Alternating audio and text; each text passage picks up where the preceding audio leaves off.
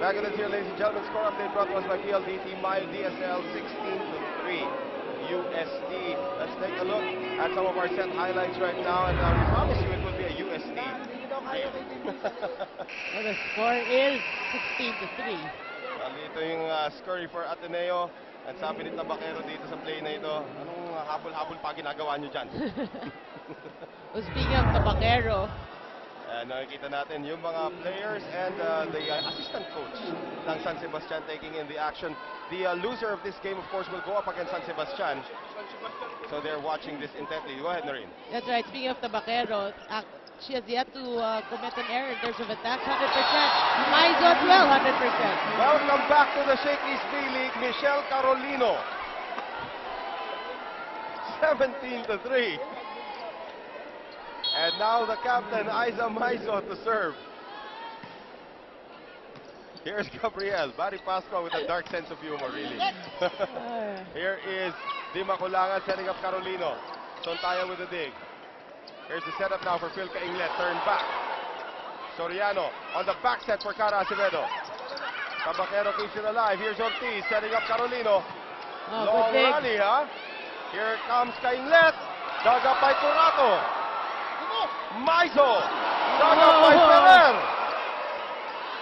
Cainglet, change of space. This is going on for almost a minute now, and Ortiz hits the net. Well, mistimed hit there for Ortiz and a good break for Ateneo. And now Cara Acevedo to serve. Ateneo is down by 13 points. They were down 13-0 actually at one point. Carolino out of nowhere has to give up free ball, not as fast as she would like to be. Ferrer on the attack and she drops it in. And Tabaquero did not expect that.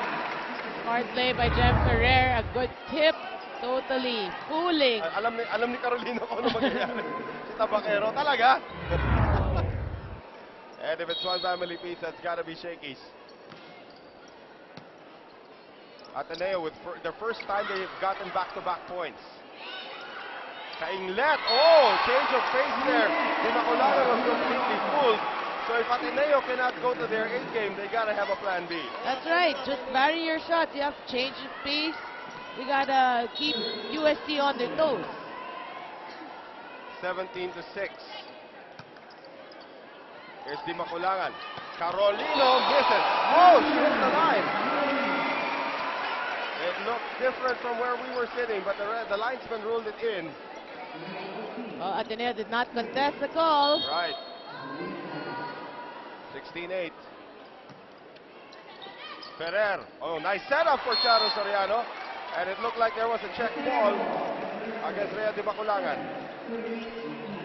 Well, Ateneo right now, the spikers at least ad-libbing on the set. And one of their best ones is now serving. Itong si Phil St. Merced. Cainglet with a pretty good serve. Here's Michelle Carolino. Ferrer coming out of nowhere. The setup Sontaya. And Sontaya goes long. No check ball coming. Sontaya still has yet to find her range in this match. It's been all UST. Ateneo trying to make a fight of it here in the first set. Ferrer setting up Sontaya again. Tabaquero is there. They go to Angke once again. Wow! How can somebody that lean generate that much power is beyond me. Look at this, huh? Angie Tabaquero. Actually, she has one of the best, if not the best, timing in terms of hitting that ball. The sound she creates on impact. Silang dalawa ni Rachel Andakis will actually have that effect on the ball. Soriano on the second ball. Totally surprising UST. Na-introduce nga siya kanina eh. Una si Sontaya, guest player from Thailand.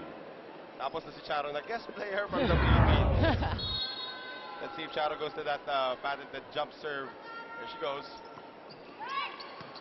Curato. Di Maculangan running attack for Santiago. Curato is there but no one else is. Ateneo coming back now. That's right, a good block by Sontaya. Let's see if that block will lift her spirits.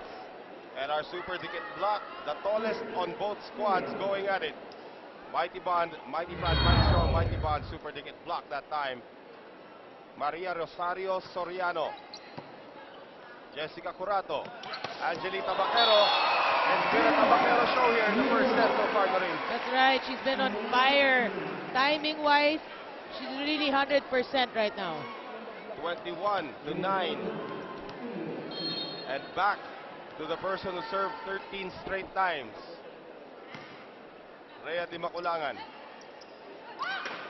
Gretchen Ho denied there by Tabaquero. Even blocking Tabaquero is there, giving Ateneo a hard time. A nightmare. 22-9. A first set that Ateneo would like to forget. Oh, Cesar, our good friend, is there hanging out. Chilling. Chilling. Bad set there for Ferrer. Suntaya keeps it alive, but it will be lifting violation here. Against Suntaya Kiopundit. Ateneo had better have a short memory with regards to set number 1. You are correct. And why? Because the girl, Angie Tabaquero, giving them a hard time. Her attack is still 100%. 5 successful attacks at that. Kiopundit finally scores. That is only her second point of this game. 23-10. Ateneo finally breaking double figures as we thank our friends from, where are they? Axel, the official outfitter of the Shaky Philly.